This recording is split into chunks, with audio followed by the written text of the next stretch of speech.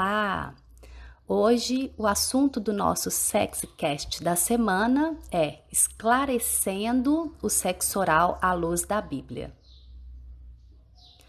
Gente, esse é um assunto cheio de dúvidas para muitos casais, eu sei. Então, para poder ajudar a reflexão de vocês e vocês verem se isso que eu falo faz sentido ou não, eu quero pontuar algumas questões, tá?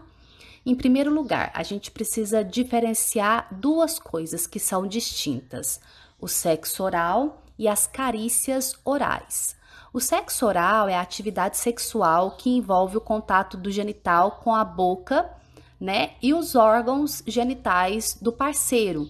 E geralmente se finaliza a atividade sexual desta forma. Já as carícias orais são estímulos que são feitos com a boca no corpo, em várias partes do corpo, que podem incluir os órgãos genitais, que são feitos durante as preliminares, mas a finalização da atividade sexual, ela não acontece na boca. Em relação à palavra de Deus, nós não temos nenhuma ordem, porque a Bíblia não fala de maneira explícita a respeito do sexo oral. A gente não tem, né, essa expressão na palavra de Deus. Mas é importante nós entendermos os princípios de Deus, os princípios que o Senhor estabeleceu para a vida sexual do ser humano, do homem e da mulher. Olhando por essa parte, entendendo os princípios estabelecidos por Deus, não fica difícil de entender qual que é a vontade de Deus para essa área sexual de um casal. Em primeiro lugar, é importante nós entendermos que tudo Deus criou com uma estrutura e com uma direção. Em Gênesis 1, 14 e 15 diz: Disse Deus: haja luminares no firmamento dos céus para separar dia e noite. Sirvam eles de sinais para marcar estações, dias e anos. E sirvam de luminares no firmamento do céu para iluminar a terra. E assim foi. O que a gente percebe com esse texto? Sol e lua, eles foram criados com uma estrutura. Eles têm uma forma, eles são luminosos, né? São feitos de uma maneira, foram feitos de uma maneira com uma estrutura para terem e cumprirem um propósito. Qual que é o propósito, né, dos luminares? Separar dia da noite, marcar estações, dias e anos, servir como luminar, né, uma lâmpada para a terra.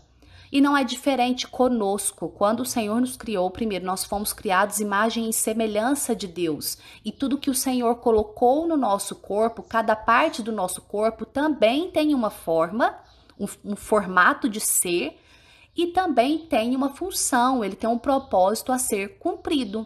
E quando a gente percebe como o Senhor formou os órgãos genitais do homem e da mulher, a gente percebe que eles foram feitos com um encaixe perfeito.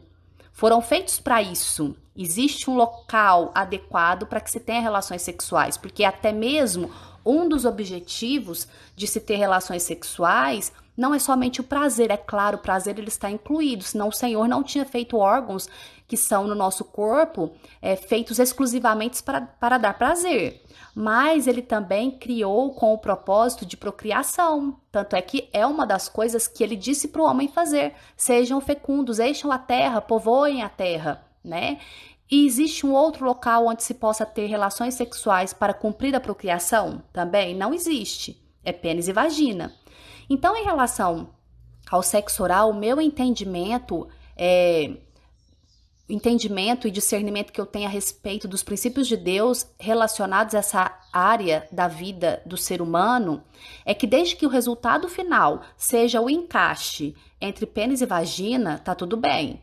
Existe um propósito na ejaculação do homem, um local estipulado pela anatomia e fisiologia que foram criados pelo Senhor para que isso ocorra. E esse lugar, ele não é na boca, né?